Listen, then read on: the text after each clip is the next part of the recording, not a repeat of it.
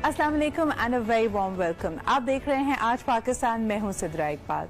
एक ज़माने में बात की जाती थी कि अगर आपको ज़िंदगी में आगे बढ़ना है, मौके चाहिए, तो बड़ा अहम है कि आपके पास एक्सेस टू अपॉर्चुनिटीज़ हो। और ये अपॉर्चुनिटीज़, ये ज़राए आपको मिलते थे अपनी काबिलियत के हवाले से भी, मेरिट आपके लिए दरवाजे खोलती थी, और दूसरी तरफ अगर आपके पास पैसा है, सरमाया है, तो भी आप अपने लिए बहुत सारी चीज़ों को मुमकिन बना सकते थे। बड़ी बड़ी जगहों पर एक्सेस हासिल कर सकते थे, नॉलेज हासिल कर सकते थे।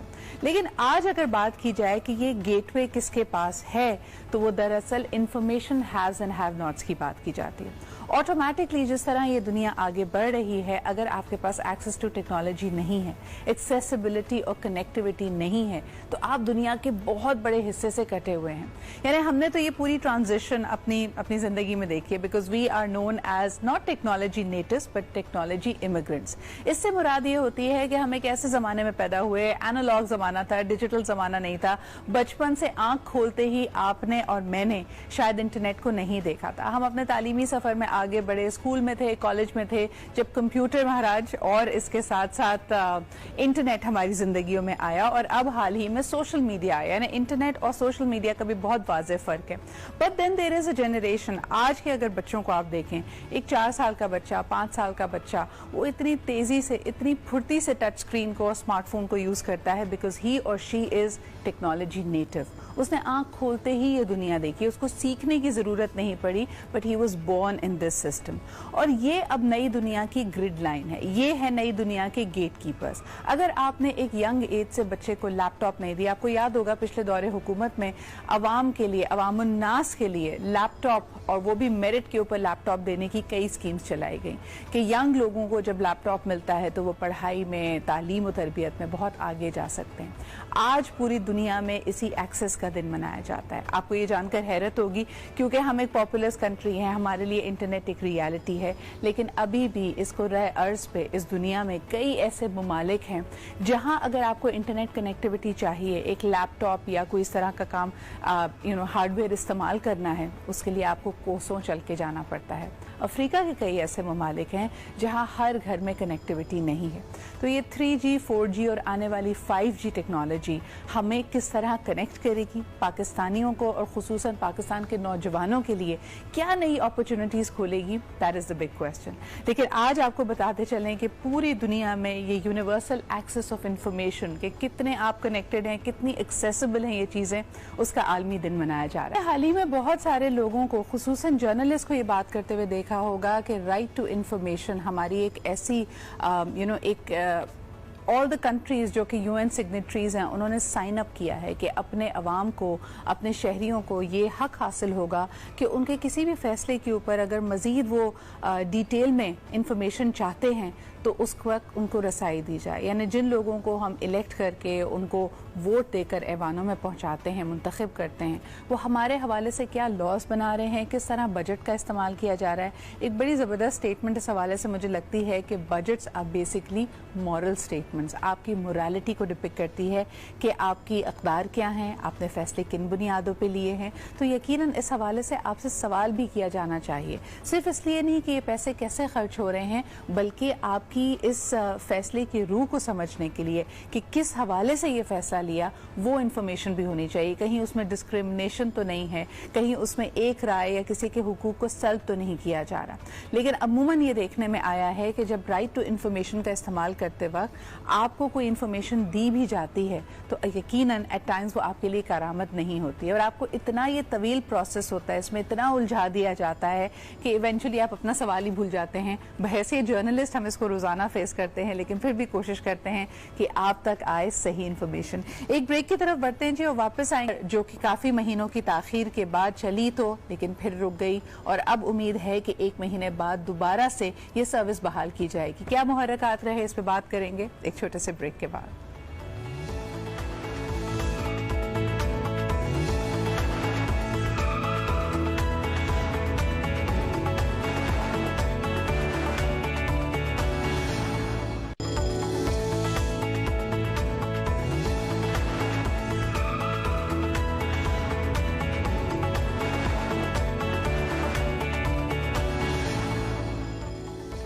And welcome back. अब जरा बात करेंगे केपीके में बस जो रैपिड बस सर्विस है उसके हवाले से, यानी बीआरटी, जो शुरू से ही काफी तनकीद का निशाना रही।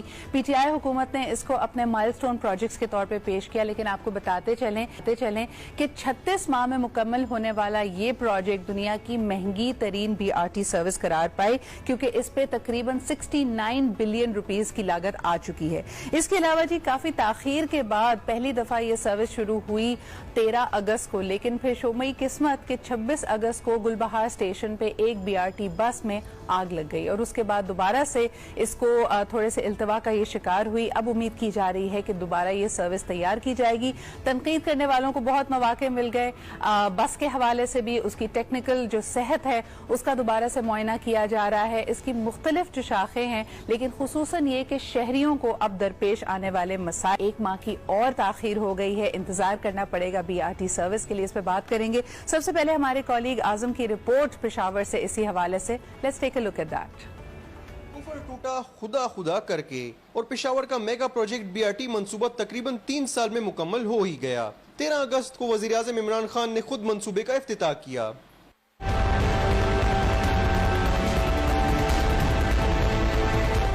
मंसूबे में बार बार की तब्दीलियों और लागत में बेतहाशा इजाफे के बाद बनने वाला मंसूबा 1 माह भी ना चल सका और बिल आखिर मंसूबे को मुअत्तल कर दिया गया।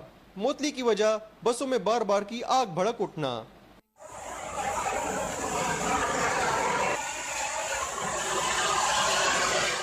मुशीर इत्तलात खैबर पख्तूनख्वा कामरान बंगश ने एक ट्वीट में पैगाम दिया कि बसों की खराबी की तशखीस कर दी गई है और हल तलाश किया जा रहा है। 1 माह तक बसें दोबारा चलना शुरू हो जाएंगी।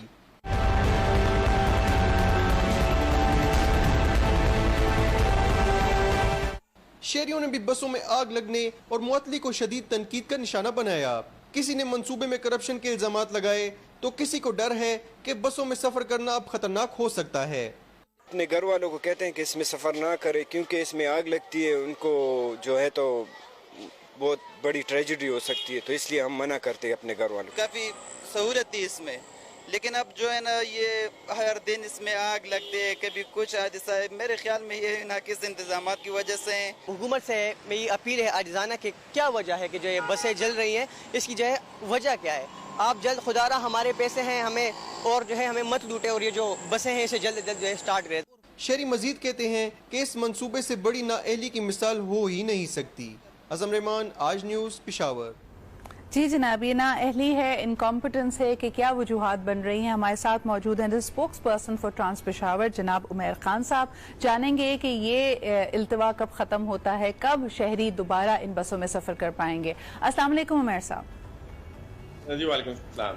मैं साहब, खबरों की जीनत पहले बन रहा था, ताखीर की वजह से अब इसके सेफ्टी मेजर्स को क्वेश्चन किया जा रहा है। क्या समझते हैं आप? सबसे पहला कंसर्न शहरियों का यही है कि चलें ये बसेस दोबारा चल भी पड़ेंगी 1 महीने में, अगर ये सर्विस बहाल हो भी जाती है, ये बार बार जो बसों में आग लगने के वाकयात हैं इसमें कॉन्फिडेंस को खत्म कर चुका है शहरियों के।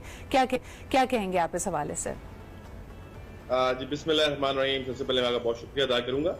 मैं आपको बताऊं कि बस मैन्युफैक्चरिंग जो कंपनी है उसकी सिफारिश पर और लोगों की सेफ्टी को मलूज़े खाते रखते हुए बस सर्विस को टेम्परेरीली सस्पेंड किया।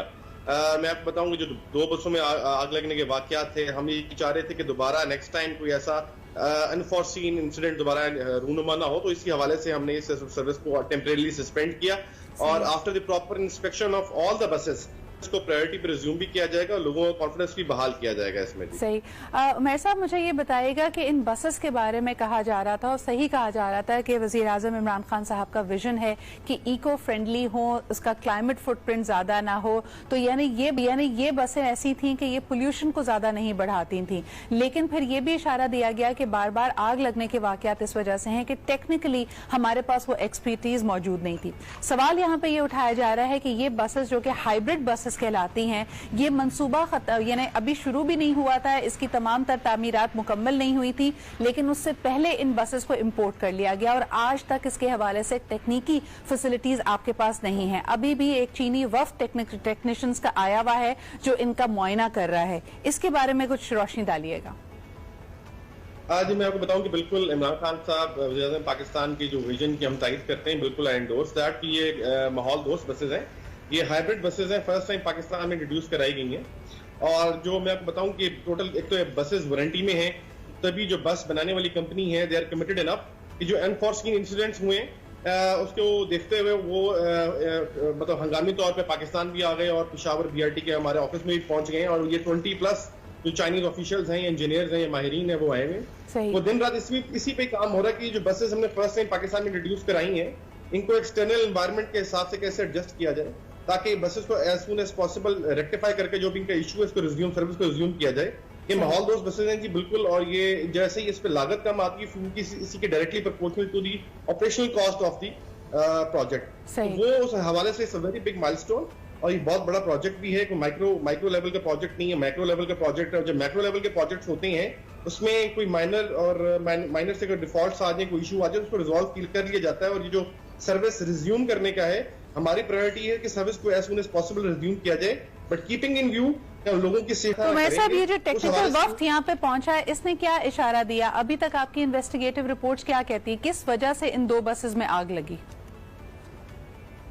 मैडम ऐसा है कि ये बसेस चूंकि हाइब्रिड हैं और इसमें सारा कुछ कंप्यूटराइज्ड होता है, इसमें कंट्रोलर्स हैं, कैपेसिटर्स हैं, उनमें कई डिकोडिंग और कोडिंग और बाइनरी डिजिट्स के हिसाब से होता है। Very complex complicated procedure. लेकिन जो इनिशियली जो है वो इशू वो कंट्रोलर्स में है और कैपेसिटर्स में है कि उनमें जो इलेक्ट्रिक वो है दैट वाज अ बिग मतलब अनयूजुअल, जिसकी वजह से ये इशू क्रिएट हुआ। फर्दर इशू क्रिएट ना हो ताकि तमाम बसेस को हम असरनोसली चेक कर रहे हैं, इंस्पेक्ट कर रहे हैं। और जैसे ये सिस्टम मैं साहब एक आखिरी सवाल आपसे करना चाहूंगी। It's a very expensive project, जिस तरह कहा गया कि इसकी जो इस पे जो रिसोर्स इंटेंसिटी है वो बढ़ती ही चली गई। क्या आप इसको नेग्लिजेंस कहेंगे, कोताही कहेंगे कि टेक्निकल स्टाफ को तैयार नहीं किया गया? आपकी बसेस बेशक वारंटी में हैं, तभी ये चाइनीज टेक्निकल वफ्त यहाँ पे पहुंचा, लेकिन क्या हमारे पास ये एक्सपर्टीज लोकली नहीं होनी चाहिए थी, स्पेशली जबकि ये बसेस बहुत पहले इंपोर्ट कर ली गई और आपके पास काफी वक्त मौजूद था इन सारे प्रॉब्लम्स को स्ट्रीमलाइन करने के लिए?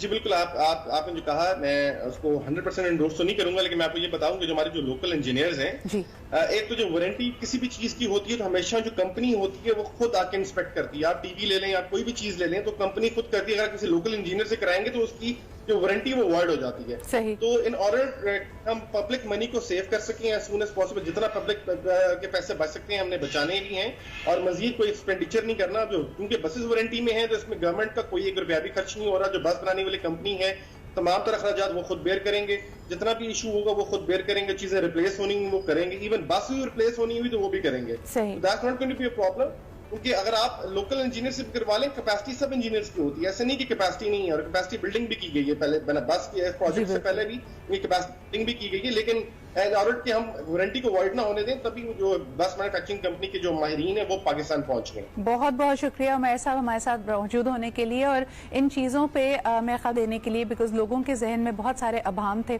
उनके लिए ये क्लैरिटी आई कि ऐसा नहीं है कि हमारे पास लोकल एक्सपर्टीज नहीं थी। बिकॉज ये बसेस ये रिसोर्सेज वारंटी में हैं तो हक यही बनता है, सही बात यही है कि ये जो एक्चुअल मैन्युफैक्चरर्स हैं उनका वफ्त आए और इसको इंस्पेक्ट करे। लेकिन उम्मीद यही है कि इसकी इन्वेस्टिगेटिव रिपोर्ट सामने आएगी और पता लगाया जा सकेगा कि क्या वजह बनी 2 बसेस के आग लगने की। और इंशाल्लाह ये ना सिर्फ सर्विस जल्दी बहाल होगी बल्कि शहरियों का जो इससे सफर करने वाले मुसाफिर हैं उनका कॉन्फिडेंस भी दोबारा बहाल होगा।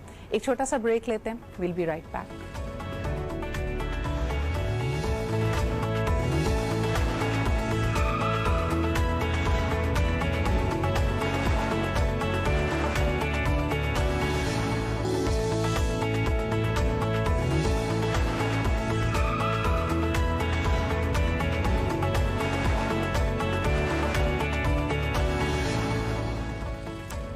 Welcome back. आप देख रहे हैं आज पाकिस्तान। बात ज़रा करते हैं कि एक्स्ट्रा ऑर्डिनरी सिचुएशंस का हमें सामना रहा, हमें क्या पूरी दुनिया के सामने रही, और अब कई ममालिक में हम देख सकते हैं कि सेकेंड वेव आ रही है कोविड-19 की।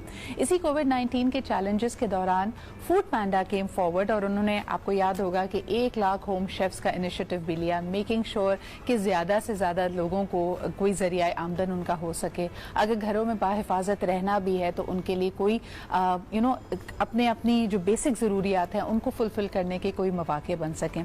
इसके अलावा हम देख सकते हैं कि आपके और हमारे लिए भी काफ़ी कन्वीनियंस थी कि अगर ग्रोसरी शॉपिंग ना हो सके तो Foodpanda was always there. I think these are some of the good steps by the organisation जिसको सराहा जाना चाहिए। लेकिन अब ज़रा बात करते हैं कि हमारे इस वक्त खित्ते में क्या सूरत हाल है। हाल ही में वज़ीर आज़म इमरान खान साहब का खिताब UN के ऊपर, उसके ऊपर काफ़ी फोकस रहा था। People were really looking forward to it. Once again because of कोविड-19 ये खिताब वर्चुअली यानी डिजिटली कनेक्ट करके किया गया, लेकिन उसमें बड़ी अहम बातें की। ख़ास तौर पे एक दफ़ा फिर दुनिया के सामने मंजर आम पे लेके आए कि किस तरह का एक फैशिस्ट टोटलिटेरियन रवैया है इंडियन हुकूमत का, जो कि अपने ही शहरियों के हुकूक को सल्ब कर रहा है। और खुसूसन अगर हम वादी कश्मीर की बात करें जो कि पाकिस्तान की शहरग है, वज़ीर आज़म इमरान खान साहब ने एक दफ़ा फिर ये वाज़े कर दिया कि कश्मीरियों की जो हक़ राय रही की एक स्ट्रगल है और उनकी लेजिटिमेट स्ट्रगल है, उसमें पाकिस्तान उनके साथ हमेशा रहेगा। जनाब शाहिद अमीन साहब जिया और उनका एनालिसिस लेते हैं कि ये किस हद तक इंडिया को नुकसान पहुंचा सकता है, because Pakistan is very clear that we are going to fight this till the very end. अस्सलाम वालेकुम एम्बेसडर साहब, बहुत शुक्रिया यहाँ मौजूद होने के लिए। आप समझते हैं जिस तरह के वज़ीर आज़म इमरान खान साहब ने इंडिया दिया कि एक मिस एडवेंचर इंडिया प्लान कर रहा है against Pakistan, probably a military action, इसका क्या असर पड़ सकता है, क्योंकि इंडिया की पोजीशन इतनी मुस्तहकम लगती नहीं है ये सब करने के लिए? देखिए, हमारी जैसी तारीख रही है हिंदुस्तान के साथ और जंगें हुई हैं, टेंशन हुआ है, तो इसलिए हमेशा हमें मुहतात रहना चाहिए, हमेशा ऑन गार्ड रहना चाहिए। किसी वक्त भी अगर कोई एडवेंचर होती है या मिस एडवेंचर होती है उसका भरपूर जवाब देना चाहिए। तो हैविंग सेड दैट, मेरे ख्याल में जैसे आपने इशारा किया, हिंदुस्तान इस वक्त इतनी मुश्किलात में घिरा हुआ है कि ये अकल से बाहिर है कि एक नई एडवेंचर, बल्कि बहुत ही ख़तरनाक खेल, पाकिस्तान एक न्यूक्लियर पावर है और फिर ये ऐसा इलाका है जिसको डिफेंड करना पाकिस्तान के लिए बहुत आसान है। ये तो हो नहीं सकता कि वो आए और 24 घंटे में आज़ाद कश्मीर पे उनका कब्जा हो जाए, ये भी बिल्कुल नामुमकिन बात है, क्योंकि इतने वहाँ पहाड़ हैं और क्या क्या चीज़ें हैं। तो इसलिए मेरे ख्याल में हिंदुस्तान की एक किस्म की कोशिश है कि पाकिस्तान को मुश्किलात का सामना करे और प्रेशर बढ़ाए। ख़ुद उनके कश्मीर में जो हालात हैं उससे वो परेशान हैं। तो मेरे ख्याल में शायद साहब इसका एक और एंगल बनता है कि पूरी दुनिया, वज़ीर आज़म इमरान खान साहब ने इसका पहले भी बहुत दफ़ा इशारा दिया कि शायद खामोश इसलिए है कश्मीरियों के साथ जिस तरह उनके हुकूक सल्ब किए जा रहे हैं, बात इसलिए नहीं की जाती क्योंकि एक माशी फ़ायदा, एक इकनॉमिक बेनिफिट, एक रियलिटी है दुनिया की। इस वक्त जो इंडिया की सूरत हाल है, जब हम देखते हैं कि बेशतर इंटरनेशनल फ़्लाइट्स बंद हैं, लोगों के लिए क्वारंटीन बहुत इंपॉर्टेंट है बिकॉज दुनिया की रेस में दूसरे नंबर पर है कोविड-19 में, क्या आपको लगता है कि ये जो इकनॉमिक रियलिटीज़ हैं ये भी शिफ्ट हो रही हैं? जी हाँ, मिसाल के तौर पे हिंदुस्तान में टूरिज़्म बड़ा होता है, लेकिन इस बीमारी की वजह से वो रुक गया है।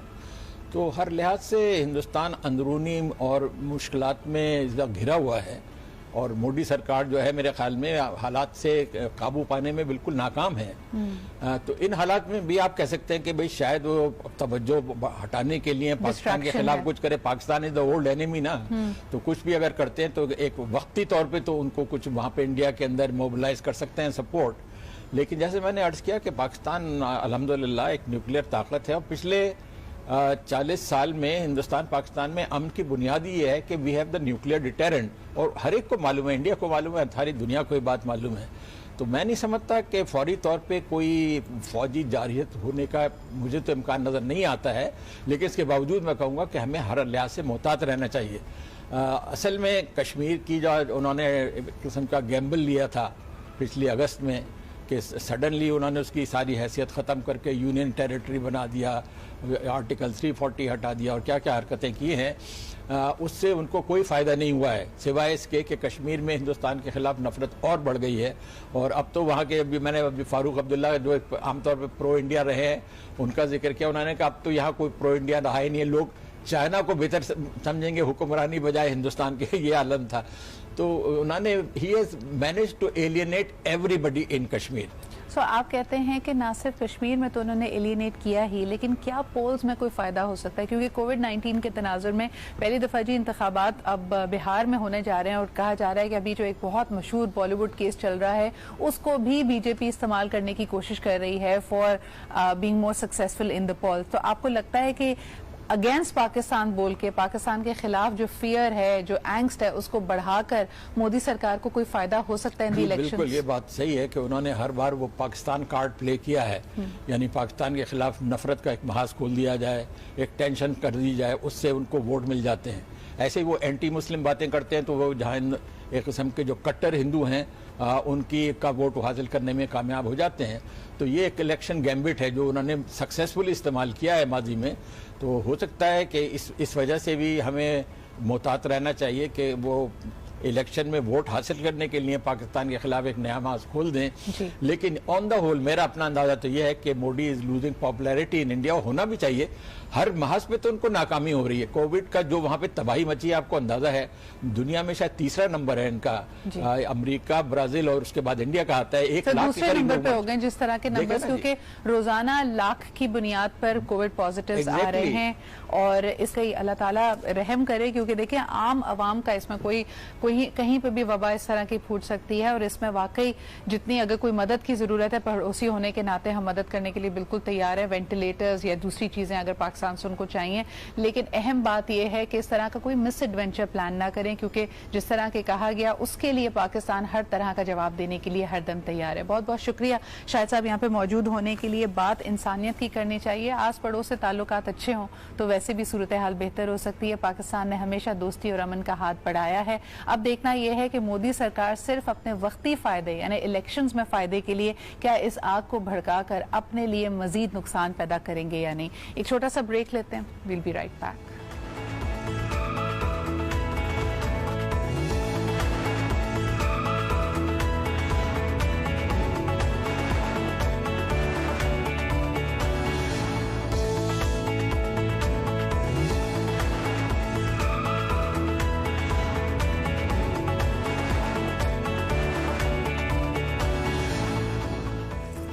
Welcome back ji. आप देख सकते हैं मेरे सामने दुनिया का नंबर 1 बिस्किट जो सबकी पसंद है, यानी ओरियो, और इसको वाकई नंबर 1 समझा जाता है। अब आपके पास वेरिएंट्स भी मौजूद हैं। अगर आप इसको रिवायती जो इसका cocoa biscuit with the vanilla filling होता है वो नहीं पसंद, तो आप इसको स्ट्रॉबेरी के जायके में भी इंजॉय कर सकते हैं। लेकिन सबसे बड़ी बात 1 बाइट यानी ओरियो मिनीज भी अब आ चुके हैं जो कि बहुत ही अफोर्डेबल हैं। एंड आई थिंक स्कूल ले जाने के बड़े काम आ सकते हैं, क्योंकि 5 रुपए और 10 रुपए का छोटा सा पैकेट है जिसको रखना आसान है। आप बच्चे के लंच बॉक्स में डालें, ही और she will be very happy. लेकिन क्यों लंच बॉक्स की बात की जा रही है? क्योंकि आज ही स्कूल्स वापस खुल गए हैं। स्कूल्स ने ये कंडीशन हटा दी है, आपसे कहा है कि बिल्कुल आइए, अगर आप समझते हैं, पेरेंट्स इस बात पे अपना कॉन्फिडेंस समझते हैं कि उनका बच्चा अपने आप को लुक आफ्टर कर सकता है, तो SOPs को फॉलो करते हुए मास्क आकर सैनिटाइजर के साथ आर्म करके आप बेशक उसको स्कूल पहुंचाइए। और स्कूल्स ने भी ये वादा किया है कि तमाम तर SOPs को फॉलो किया जाएगा। ये किस हद तक मुमकिन है और खास तौर पे पेरेंट्स अपना दिल कड़ा कैसे करें और बच्चे को क्या हिदायत दें, ये बात करने के लिए आज हमारे साथ मौजूद हैं डॉक्टर आतिफ मंसूर। आपका ताल्लुक है जी, ये जनरल सेक्रेटरी हैं आप अल अता फाउंडेशन के। बहुत बहुत शुक्रिया यहाँ पे मौजूद होने के लिए। डॉक्टर आतिफ, क्या कहेंगे, पेरेंट्स ने आज बच्चों को स्कूल भेजा होगा जिन्होंने, उनको किन चीज़ों को मद्देनजर रखना चाहिए? देखें, सबसे पहले तो हम अल्लाह ताला का शुक्र अदा करें कि पाकिस्तान में जो केसेस की तादाद बहुत कम हो गई है, अल्लाह का शुक्र है, बहुत बहुत कि नॉर्मल ज़िंदगी स्टार्ट हो गई है। सबसे पहले SOPs को हमें फॉलो ज़रूर करना है। सही भी कोरोना ख़त्म नहीं हुआ है, कोरोना कम हो गया है, तो ज़िंदगी हम नॉर्मल करें कि काफ़ी 6-8 महीने हम लोग गुजर गए हैं अपनी एक ज़िंदगी गुजारने में, और बच्चों की एजुकेशन बड़ी डिस्टर्ब हुई है। 6 मंथ ऑलमोस्ट वो घर में बैठे हैं। ये साल तो आप समझे एकेडमिक कुछ पढ़ाई हो ही नहीं सकी। देयर वाज ऑनलाइन, या बच्चे अपनी खुद ही अगर पढ़ाई कर रहे थे, नॉट दैट मोमेंटम। बिल्कुल, और हमें अब ये एहसास करना है कि कोरोना हमारे साथ रहेगा, ये इसको ख़त्म होने में टाइम लगेगा, तो हम अपनी ज़िंदगी उस हिसाब से एडजस्ट कर लें। जैसे हमने मास्क पहनने शुरू कर दिए, हमने इससे पहले आई थिंक कभी इतने मास्क नहीं पहने होंगे, और सैनिटाइजर और हाथ धो रहे हैं। ये बड़ी अच्छी चीजें जो हम लोग पहले लोगों को बड़ा समझाते थे कि जी आपको नजला हो जाए तो आप मास्क पहन लें ताकि आगे लोगों को ना लगे, क्योंकि वायरस पहले भी वायरस फैलते थे। आप मुझे बताएं, आपकी नज़र में क्या वाकई, क्योंकि इस पे बड़े मिले जुले तासुरात होते हैं, कुछ लोग कहते हैं कि वाकई हमने अपना तर्ज ज़िंदगी बदल लिया है और इन चीज़ों के बारे में हम अवेयर हो गए, लेकिन आप जो बात कह रहे हैं, मुझे तो कई जगह मैं जाती हूँ, मुझे ना मास्क नजर आते हैं, और अगर मास्क किसी ने पहना भी होता है तो उसकी थोड़ी ना मास्क पहना हुआ होता है, उसके मुंह और नाक ने पहना नहीं होता। ये अब मैं आगे यही बात करने वाला था कि ये हमें जो एज अ इंसान, एज अ ह्यूमन बीइंग, हमें इन चीजों का बड़ा ख्याल रखना होगा। हाँ। क्योंकि हर कोई आपको पकड़ पकड़ के चीजें नहीं बताएगा। और अल्लाह ताला का हम पे बहुत खास करम है, जैसे केसेस में बता रहा हूँ, और मुल्कों में जो हमारे करीब हैं उनमें बहुत बुरे हालात हैं, लेकिन हमारे मुल्क में एक अल्लाह ताला की हमेशा एक बड़ी रहमत होती है जो हम इस वक्त बचे हुए हैं। और अगर हम बताऊं, पिछले हफ्ते I was there in Islamabad और वहाँ एक तकरीब में FPCCI का इशाया था, अवार्ड्स थे, उसमें प्रेसिडेंट ऑफ पाकिस्तान मौजूद थे। उन्होंने कहा देखें जी, हम इसका कोई क्रेडिट नहीं ले सकते मिन हैसुल कौम कि हमने कोई बड़ी एक्स्ट्राऑर्डिनरी मेजर्स लिए हैं, ये अल्लाह ताला का करम है और हमें जितना हम सच शुक्र अदा करें उसमें कमी नहीं हो सकती। बिल्कुल। अब मेरी यही आगे गुजारिश है लोगों से कि देखें, अल्लाह ताला का हमें भी कुछ मेहनत जरूर करनी चाहिए, SOPs को जरूर फॉलो करें, क्योंकि जिंदगी हमें गुजारनी है। अब कब तक हम सब चीजें बंद करके बैठे रहेंगे और हमारी पूरी इकोनॉमिक हर चीज डिस्टर्ब हो गई है, लोगों के बिजनेस खत्म हो गए ना, बहुत परेशान हालत में। अब हर चीज अगर आप बेहतर तरीके से करें तो जिंदगी का एक तरफ, जैसे और भी बीमारियां थी उनको भी हम लोग लेके चलते थे। अच्छा, टिप्स के लिए आप कहना चाहेंगे कि SOPs को तो लोग फॉलो कर रहे हैं, बच्चों की डाइट में क्या विटामिन C और बीच में मल्टीविटामिन्स का बड़ा जिक्र हो रहा था। बिल्कुल, देखें, हेल्दी आपको डाइट तो अच्छी रखनी है साथ साथ, और मास्क सबसे पहले जो आप कह रहे हैं कि मास्क आपको जरूर पहनाना है, और मास्क की अब बहुत अवेलेबल है इसी हर जगह पे। और फिर स्कूल्स को मैं सबसे ज्यादा कहता हूँ कि जी वो थर्मल गन जरूर रखें, और थर्मल गन्स रखें जो ह्यूमन टेम्परेचर के लिए। बहुत सारी ऐसी जगहों पे, क्योंकि सबको पता नहीं था कि कौन सी थर्मल गन्स होती हैं, उन्होंने फूड की थर्मल गन्स रखी हुई जो टेम्परेचर 86 दिखा रही होती हैं, 88 दिखा रही होती हैं। तो ये थोड़ा सा मुझे लोगों को भी हमें समझाना है कि जो वो आपने थर्मल गन्स, बड़ी जरूरत है इस बात की कि आप खुद भी जरा अपने बच्चे की जिम्मेदारी लें। जब वो स्कूल जा रहा है या वापस आए, अगर आप जरा सा भी उसकी लाइफस्टाइल में, उसकी हरकत और सकनात में आप कोई तब्दीली महसूस करें तो उसका टेम्परेचर खुद भी ले लें। बच्चे को बताएं जिस भी उम्र का है कि मास्क पहनना कितना जरूरी है और मास्क पहनने का सही तरीका क्या है। इंशाल्लाह ताला things are getting back to normal, लेकिन एहतियात बहरहाल लाजमी है। लेते हैं जी एक छोटा सा break, will be right back.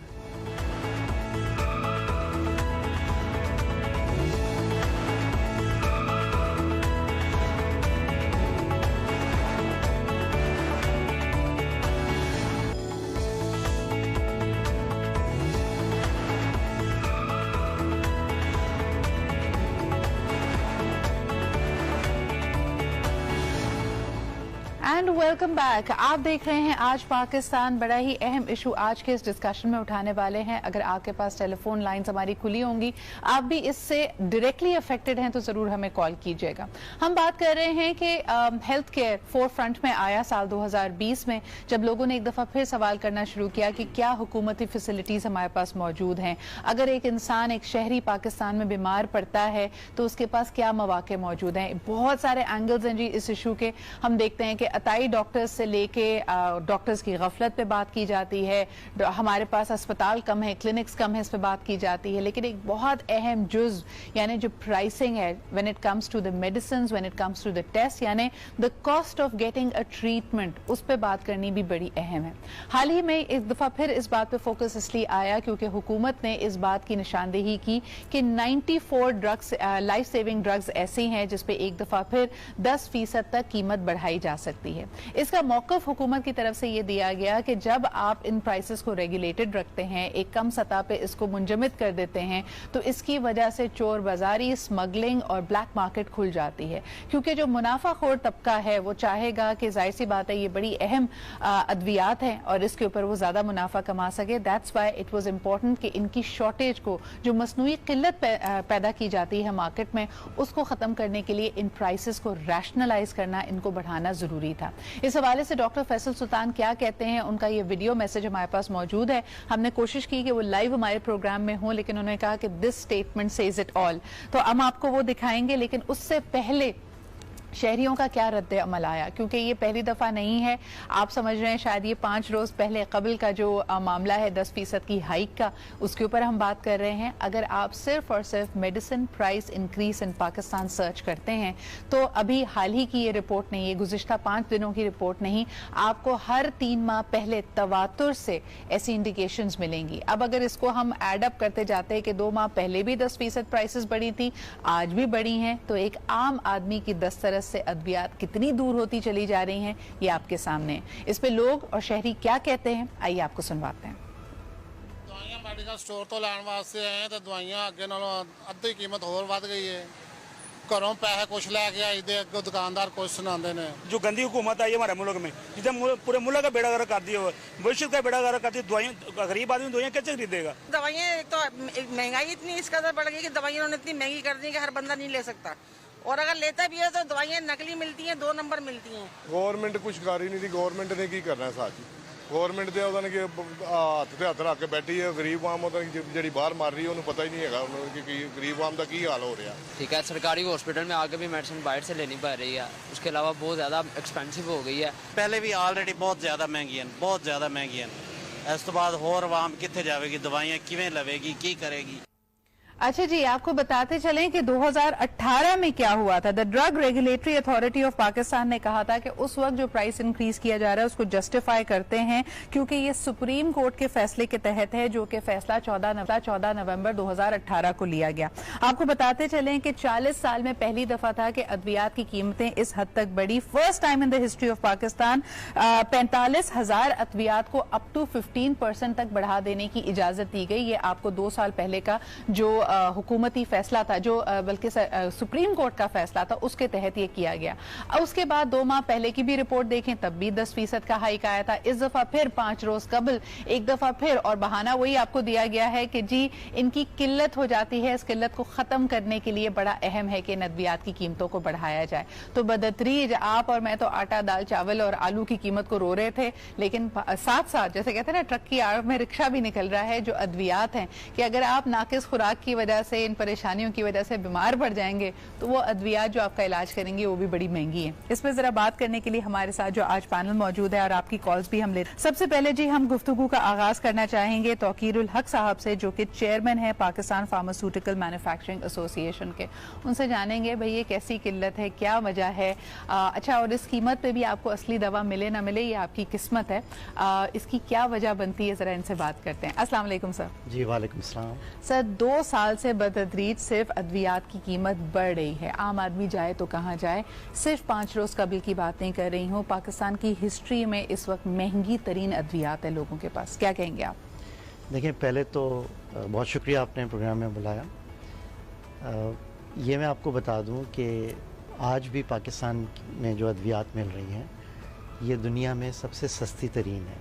और if you compare the prices of Pakistan medicine with neighbouring countries. Sir, based on what? ये जिस तरह बढ़ रही है प्राइस की, मैं पहले ये बताना चाह रहा हूँ, ये आपने कहा ना कि दुनिया में बहुत, पाकिस्तान पे प्राइसेस बहुत ज़्यादा है, तो मैं थोड़ा सा ये परसेप्शन सही कर दूँ कि पाकिस्तान में अद्वियात जो है वो दुनिया में सबसे कम कीमत पे है। और इसको, ये जो मैं कह रहा हूँ स्टेटमेंट, ये बिल्कुल सही फैक्ट बता रहा हूँ। सेकेंडली ये आपने जो सवाल किया कि ये प्राइसेस क्यों बढ़ी हैं, तो ये 94, ये जो 5 दिन पुरानी आप बात कर रही हैं, ये 94 अद्वियात वो हैं जो कि 10-15 साल से इनकी प्राइसेस में इजाफा नहीं हुआ था। प्राइसिंग पॉलिसी की जो आप बात कर रही हैं वो 2018 में आई है। इससे पहले 2001 से लेकर 2013 तक पाकिस्तान में प्राइसेस मुंजमद थी। और अगर तो ये फ़र्ज़ कर लिया जाए कि फार्मास्यूटिकल इंडस्ट्री एक ऐसे प्लैनेट पे है जहाँ ना तो डिवैल्यूएशन हो रही है, ना इन्फ्लेशन है, ना कीमतें बढ़ रही हैं, ना कॉस्ट ऑफ डूइंग बिजनेस बढ़ रहा है, फिर तो सही है। लेकिन ये इंडस्ट्री भी यहीं एग्जिस्ट करती है। तो पहले तो 12-13 साल प्राइस इंक्रीज़ ही नहीं हुई। उसके बाद ये जो आपने भी सुप्रीम कोर्ट का कहा, that was a very wise decision. और ये डिसीजन जो था ये पूरा एक आइसोलेशन में नहीं हुआ था, इसमें इंडस्ट्री शामिल थी, कैबिनेट से अप्रूव हुई, सुप्रीम कोर्ट की इंडोर्समेंट थी। और अगर ये फैसला नहीं लिया जाता तो आज जो हम 94 प्रोडक्ट्स पे आ रहे हैं, आपकी बहुत सारी आम इस्तेमाल की जो मेडिसिन है वो भी शॉर्ट हो जाए। नहीं, लेट मी कंप्लीट, वो भी शॉर्ट हो जाती। अब आए ये 94 जो 5 दिन पुरानी आप बात कर रही हैं, ये वो अद्वियात हैं जो कि जान बचाने वाली अद्वियात हैं। इसमें कैंसर से रिलेटेड प्रोडक्ट हैं, इसमें blood pressure, high blood pressure की प्रोडक्ट्स हैं, लो ब्लड प्रेशर की हैं, एसेंशियल ड्रग्स हैं ये। इसमें जो है वो ग्लूकोमा जो कॉलम होती है उससे रिलेटेड प्रोडक्ट्स हैं, ये वो प्रोडक्ट्स हैं जो आम इस्तेमाल में नहीं आती, लेकिन इनकी नॉन अवेलेबिलिटी की वजह से जिस पेशेंट को ये ज़रूरत है, तो फैक्चुअली हो क्या रहा था। I'm sorry तौकीर साहब, देखें सबसे पहली तो बात ये कि जो आप कह रहे हैं कि ये लाइफ सेविंग ड्रग्स हैं, ये आम इस्तेमाल में नहीं आती। अगर आपको कोई भी अस्पताल में अपने मरीज का इलाज कराना है, इमरजेंसी में ये अद्वियात काम में आती हैं। आप किसी सरकारी अस्पताल में चले जाएं जहां कहा जाता है गरीब आदमी का मुफ्त इलाज होगा, उससे सिर्फ कहा जाता है अद्वियात ले आओ, तो ये कॉस्ट डायरेक्टली एक मरीज और उसकी फैमिली करती है। अगर ये उसकी दस्तरस से, उसकी अफोर्डेबिलिटी से बाहर निकल जाती है, वो अपने मरीज का इलाज नहीं करा सकता, नंबर 1। नंबर 2 ये कि जो आपने खुद इशारा दिया कि 45,000 जो अद्वियात थी, इनको भी जान बचाने की अद्वियात ही कहकर हमने 2 साल पहले इनकी प्राइसेस में सबसे बड़ी, यानी आप कह रहे हैं कि दुनिया भर में जो भी प्राइसेस हो, लेकिन एक पाकिस्तानी कंज्यूमर के हवाले से देखिए कि इन प्राइसेस में 200% तक की ज्यादती आई। यानी हम कोई 5%, 10% की बढ़ावे की बात नहीं करें, कहां 12 साल अद्वियात की प्राइस नहीं बढ़ती है। और उसके बाद सुप्रीम कोर्ट, जिसमें आपने कहा कि तमाम स्टेक होल्डर्स शामिल थे, इस हुकूमत के आते हुए 40 सालों में सबसे महंगी तरीन दवा इस वक्त पाकिस्तानियों को मिल रही है। हम इस पे आपका कमेंट जरूर चाहेंगे। नहीं, देखिए, ये फिर आप जो है ना, ये आपकी परसेप्शन गलत है कि महंगी तरीन है। मैं यही बता रहा हूँ कि पाकिस्तान की महंगी तरीन है। पूरी दुनिया में देखिए, मैंने अमेरिका जाके दवाई नहीं लेनी है। मैं कह रही हूँ कि मैं 2 साल पहले जो दवा, अगर मेरे घर में कोई बुजुर्ग है, कोई बीमार है, उसके लिए जो दवा आती थी, इन 2 years the price has gone 200 times up, यानी 200% आपकी एक चीज की यानी दुगनी कीमत हो गई है, तिगनी कीमत हो गई है। तो हम तो बोलेंगे ना इसमें। नहीं, उसमें ये देखिए कि 200% की जो आप बात कर रही हैं ना, जैसे कि मैंने भी आपको बताया कि अगर 15 साल 13 साल प्राइस इंक्रीज नहीं होगी और जब भी करेक्टिव एक्शन लिया जाएगा तो एकदम से प्राइस हाइक आएगी। अगर मेरिट पे हर साल कंप्लीट करें ना, करने दें मुझे, अगर मेरिट पे हर साल प्राइस इंक्रीज होती रहती तो एकदम से ये शोर ना उठता। नंबर 2 कि अगर एक गोली जो है वो 1.5 रुपए की है और वो मिल ही नहीं रही, बना ही नहीं पा रही इंडस्ट्री, और अगर उसकी प्राइस 5 रुपए जो है वो बढ़ जाती है, तो परसेंटेज में आप कहेंगे जी 60%, 70%, 80% हो गई। लेकिन अगर ये प्रोडक्ट अवेलेबल ही नहीं है, दवा अवेलेबल ही नहीं है, तो पेशेंट कहाँ जाएगा?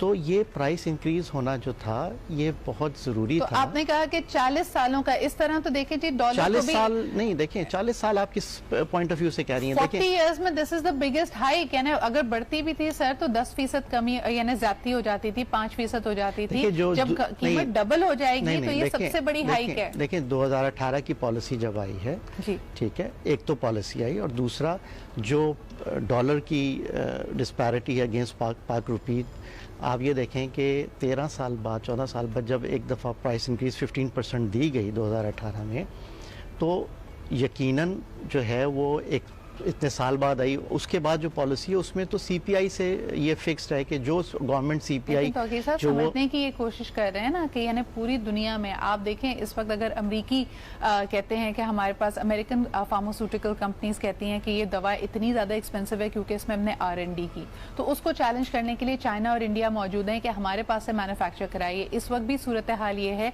कि पाकिस्तान में बहुत सारी वैक्सीन जो आ रही हैं वो इंडिया से आ रही हैं और कम कीमत पे आ रही है। जब हमारी फार्मास्यूटिकल मैन्युफैक्चरिंग कंपनीज जिसको आप रिप्रेजेंट कर रहे हैं इन कीमतों को बढ़ाते हैं, तो क्या R&D में खर्चा आ रहा है, कहाँ से प्रोक्योरमेंट हो रही है, क्या all these books are very clear? और सबसे बढ़कर ये इसके जो पॉलिटिकल एंगल है उसको मैं कवर करना चाहूंगी। हमारे साथ हमारे ब्यूरो चीफ फ्रॉम लाहौर जनाब सलीम शेख साहब मौजूद हैं। सलीम शेख साहब, ये अद्वियात की कीमतें अगर हम इसको बैक ट्रैक करते हैं और जिसका मैंने हवाला दिया 2018 के इस फैसले का, यानी ये मौजूदा हुकूमत के पहले 100 दिन थे हुकूमत के और अद्वियात की कीमतें इतनी स्काई रॉकेट कर गई थी, इस पे आप क्या कहेंगे?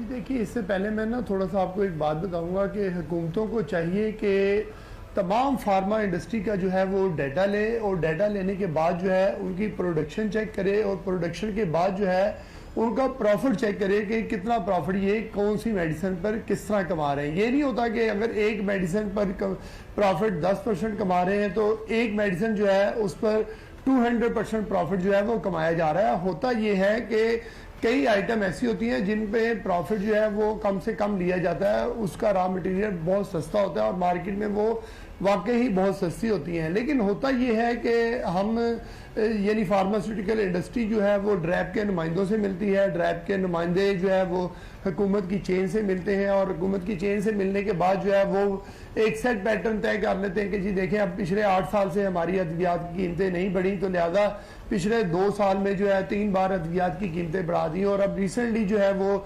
262% तक जो है वो अद्वियात की कीमतें बढ़ाई गई हैं। मैं ये समझता हूँ कि पूरी कैलकुलेशन जो है हुकूमत के पास मौजूद होनी चाहिए कि अगर कोई रॉ मटेरियल बाहर से इंपोर्ट हो रहा है तो उसकी क्या कास्ट है, यहाँ पर जो उसकी बनाने में कितनी कास्ट है, यहाँ जो मुलाजम है उनकी कितनी कास्ट है, उसके बाद जो है अद्वियात की कीमतों का तयन होना चाहिए। लेकिन मैं माजरत के साथ ये एक बात करूँगा कि जो अद्वियात बनाने वाली कंपनियां हैं ये कीमतें जो है अपनी मर्जी से मुताबिक तय करती हैं, और उसके लिए जो अब जो इन्होंने मार्केट करनी होती है अपनी मेडिसिन, उसके लिए जो है ये डॉक्टर्स को जो है वो एक किस्म का हायर करते हैं, और डॉक्टर्स को हायर करने के बाद जो है वो अपनी मेडिसिन जो है प्रेस्क्राइब करवाते हैं, और फिर डॉक्टर्स को जो है मुख्तलिफ किस्म के जो है वो गिफ्ट दिए जाते हैं। बल्कि ये भी होता है कि डॉक्टर्स को गाड़ियां भी दी जाती हैं और उनको बाहर की ये जो आप बातें कर रहे हैं ना, इंसेंटिवाइज करना, खास तौर पे डॉक्टर्स से अपनी नेटवर्किंग करना, या एक कोई जेनेरिक दवा है तो उसको अपने ब्रांड की दवा से कहना कि इसको पुश किया जाए,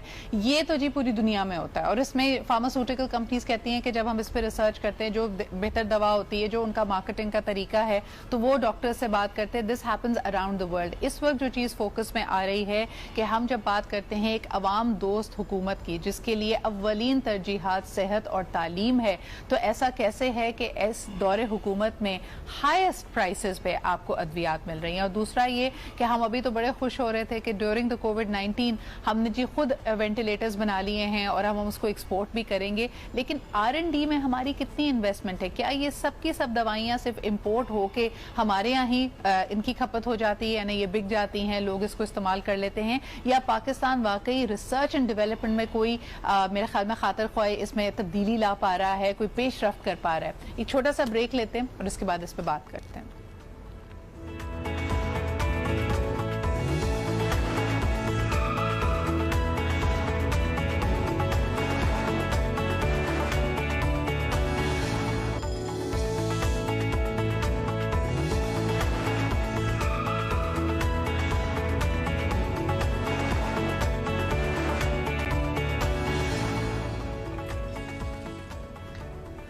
जी जनाब, वेलकम बैक। आप देख रहे हैं आज पाकिस्तान। बात कर रहे हैं हम अद्वियात की कीमतें बढ़ने की। हुकूमती जो मौक़िफ़ था वो मैंने बताया और अभी आपको सुनवाते भी हैं। एक कॉलर हमारे साथ है, जरा उनसे बात करते हैं। हेलो, अस्सलाम वालेकुम। जी अस्सलाम वालेकुम। जी, कौन सा, आप कहाँ से बात कर रहे हैं? मैं कैप्टन नवीद बात कर रहा हूँ कराची से। जी सर, क्या कहना चाहेंगे? मुझे तौकीर उल हक साहब से क्वेश्चन करना था, बड़ा इम्पोर्टेंट। जी फरमाइए। जी तौकीर साहब, अस्सलाम वालेकुम। जी वालेकुम सलाम। तौकीर साहब, मैं कैप्टन नवीद बात कर रहा हूँ and I am looking after one eye hospital in Karachi. जी फरमाइए। जी जी, आप अपना सवाल कीजिए। ये एक मेडिसिन है एसीटाज़ोलोमाइड, जो कि डायमॉक्स के नाम से भी आती थी और एजेडेम में भी यहाँ पे मिलती थी। अब फॉर द लास्ट 1 ईयर ये इतनी इम्पोर्टेंट मेडिसिन है आई से रिलेटेड, ऑब्वियसली ये बाकी जो बीमारियां हैं उसमें भी ये यूज होती होगी, तो ये पूरे पाकिस्तान में नहीं अवेलेबल। और पहले जो मिलती थी वो 30 रुपए की 30 गोलियां मिलती थी, and which was very easy for the patient to buy from the any medical store. अब मसला ये है कि अब ब्लैक में ये मिल रही है और एक गोली जो है वो 100 रुपए की मिल रही है, और पाकिस्तान की नहीं, ये सब स्मगल होके ये मेडिकल स्टोर्स के ऊपर अवेलेबल है। और मरीज चूंकि बीमार है, उसको मजबूर है, तो वो मेडिसिन लेनी पड़ती है उसको। मेरा आपसे क्वेश्चन ये है कि as a chairman of your society whatever, आप प्लीज इसको जरूर देखिए, और जो ऑलरेडी कंपनीज बना रही हैं उनको आप कहें कि ये खुदारा ये मरीजों के लिए बनाएं, ठीक है, इतनी इम्पोर्टेंट। बहुत शुक्रिया, आपका सवाल हमारे पास आ गया। तौकीर साहब, योर रिस्पांस टू दिस। जी कैप्टन साहब, थैंक यू वेरी मच। आपने ये जो हाईलाइट किया, आई फुली एग्री कि ये एसीटाज़ोलोमाइड जो है इसके ऊपर बहुत 1 साल से नहीं बल्कि ये 4-5 साल से ये इशू है, और ये कई सालों से ये हार्डशिप केस में ये प्रोडक्ट फंसी हुई थी। और मैं शुक्रगुजार हूँ गवर्नमेंट का कि अभी जो 5 दिन पहले 94 अद्वियात की प्राइस रिवाइज की गई है हार्डशिप केसेस में, जो कि जान बचाने वाली अद्वियात है, उसमें ये एसिटोजोलोमाइड भी शामिल है।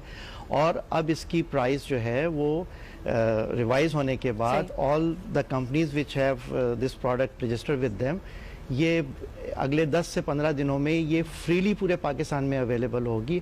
और यकीनन जो ग्लूकोमा के पेशेंट हैं उनको इससे सफर कर रहे थे। क्वेश्चन टू दिस बिकॉज हमने इस इशू पे बात की और किल्लत की भी बात की जा रही है अद्वियात की, और उसको पे प्लग इन करने के लिए स्मगल तरीका है। आप लोगों का जो केस है, जैसे आपने खुद कहा हार्डशिप केस, इससे मुराद होती है कि जी एक तो ये बड़ी जरूरी दवा है और अगर इसकी प्राइस ना बढ़ाई गई तो दूसरे तीसरे तरीकों से आती है because it makes no business sense. आपकी मर्जी की प्राइस हाइक पिछले 2 सालों से आप लोगों को मिल रही है, यानी पहले सुप्रीम कोर्ट ने फैसला दिया, आपने खुद कहा कि तमाम स्टेक होल्डर्स थे, फिर जरूरत महसूस की गई, इस दफा फिर 10% प्राइसेस बढ़ गई।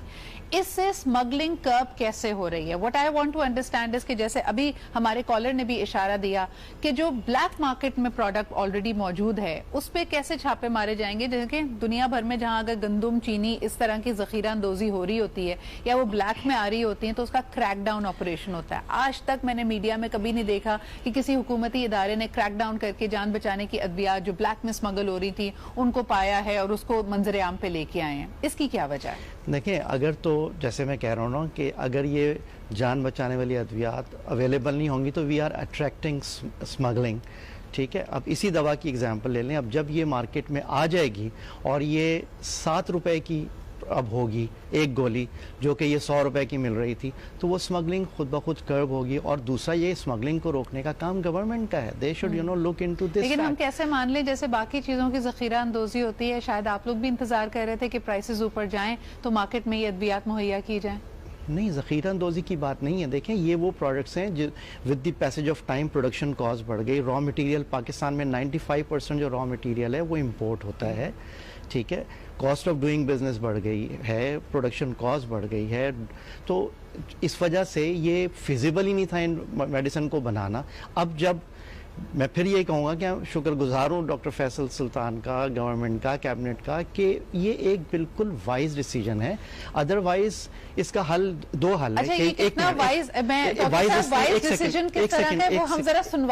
सेकंड मेरी बात पूरी होने दें। वाइज इस पॉइंट ऑफ व्यू से कह रहा हूँ, अभी जो बात कर रहे थे वहाँ से कि जी 262% प्राइस इंक्रीज हुई है, ये इस तरह ये मिसकॉन्सेप्शन है। हर प्रोडक्ट पे 262% नहीं हो, किसी की 5% बढ़ी, किसी की 10। यस, कोई एक आध दवाई होगी जो 262% बढ़ी है 94 पे, लेकिन वो मार्केट में जो अवेलेबल थी वो इतनी हाई प्राइस पे थी। और सेकेंडली ये कि फार्मास्यूटिकल इंडस्ट्री अपनी मर्जी से मनमानी कीमत नहीं बढ़ा सकती। तो साहब, लेकिन ये बहुत नाइव आर्गुमेंट इस वक्त आप मुझे दे रहे हैं। मैं खुद क्योंकि अपने घर के मरीजों के लिए अगर अद्वियात खरीदती हूँ, मुझे पता है कि एक ही दवा की कीमत जो आप कह रहे हैं कि इतनी रेगुलेटेड प्राइस है, 2 मुख्तलिफ स्टोर्स पे जाइए आपको अलग अलग कीमत मिल जाएगी। उस पर फिर आप हाथ उठा के कह देंगे कि जी जो बाहर से दवा आ रही है उसकी प्राइस रेगुलेट नहीं हो सकती। हम यहाँ पे सवाल हुकूमत से कर रहे हैं। देखिए, आपको वाइज डिसीजन लग रहा है क्योंकि दवा की कीमत बढ़ाने की इजाजत दे दी गई है, लेकिन सवाल मेरा यहाँ पे ये है कि ये हुकूमत जो कहती है कि उसके लिए कलीदी नुक्ता अवाम की सेहत और अवाम की तालीम है।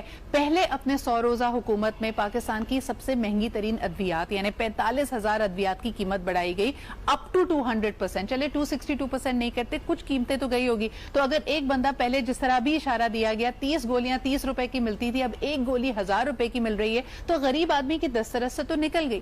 फिर दूसरा सवाल ये पैदा होता है कि गोली 1000 की नहीं मिल रही, एक गोली अब 7 रुपए की मिल रही है, वो 100 रुपए की स्मगल्ड मिल रही है। चले मुझे ये बता दीजिए कि अगर आपकी एक तरफ अद्वियात की कीमतें बढ़ाई जाती हैं, सेहत के शोबे पे हमारा जो बजट है वो हमारे सामने है, इसका मतलब है कि सरकारी जो अस्पताल है आप उनको सब्सिडाइज दे रहे हैं। That is a concoction done. चले एक इक्वेशन ऑलरेडी रन कर दी गई है, लेकिन सरकारी अस्पतालों में अद्वियात की किल्लत हमेशा रहती है। उसके केसेस हम देख रहे होते हैं, कभी डॉक्टर सरापा एहतजाज होते हैं, कभी मरीज सरापा एहतजाज होते हैं, कभी किसी के पास मास्क नहीं होता, वेंटिलेटर नहीं होता। ये कोविड की वजह से इन फोकस आ गई हैं।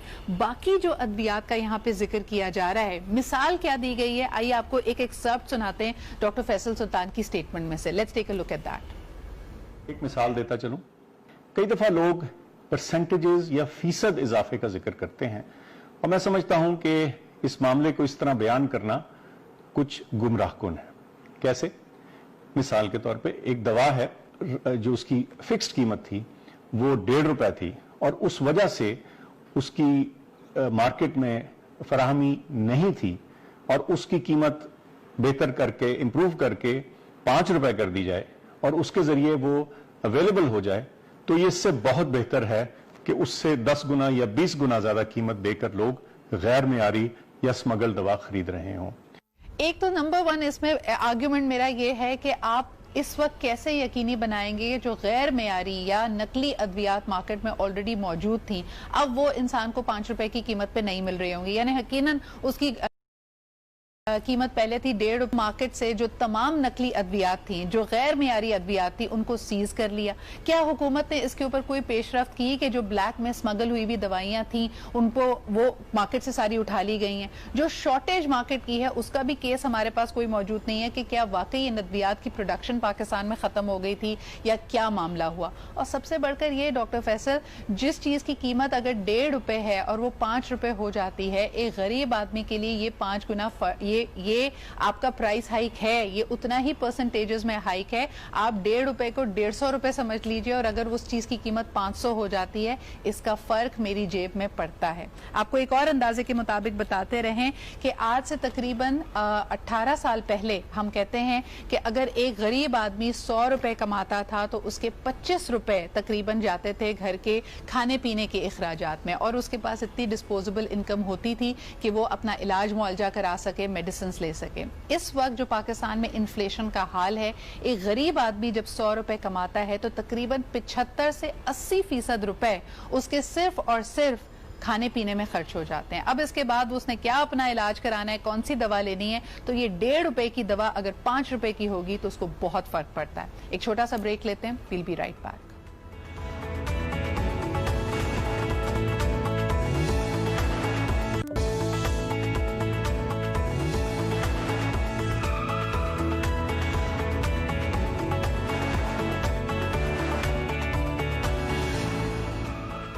ये वो अहम सवालात हैं जिस पे हमें ज़्यादा बात करने की ज़रूरत है। हम कहते हैं कि एक मौमा बन चुका है, एक मिस्ट्री बन चुकी है कि गुड गवर्नेंस क्या होगी।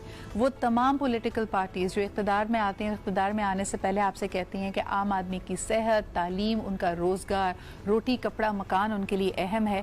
वहीं पर उनसे सवालात होने चाहिए कि ये क्या माजरा है, सेहत का बजट आप बढ़ा नहीं रहे, अद्वियात की कीमत जो एक आम आदमी की दस्तरस में है उससे बाहर होती चली जा रही है। अगर जो सबसे गरीब तबका है उसके लिए आपने एहसास कार्ड या सेहत कार्ड दे भी दिया, उसको एक बहुत बड़ा मिडिल क्लास है जिसके पास अब कोई रास्ता नहीं बचा और अपनी सफ़ेद पोशी का भरम वो कैसे रखे।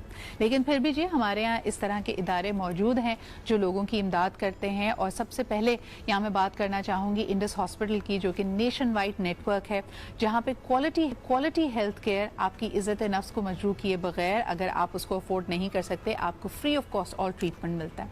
उनसे जानते हैं कि इस प्राइस हाइक पे तासुरात हैं। हमारे साथ मौजूद हैं इंडस अस्पताल के बानी जनाब डॉक्टर बारी साहब। अस्सलाम वालेकुम डॉक्टर बारी।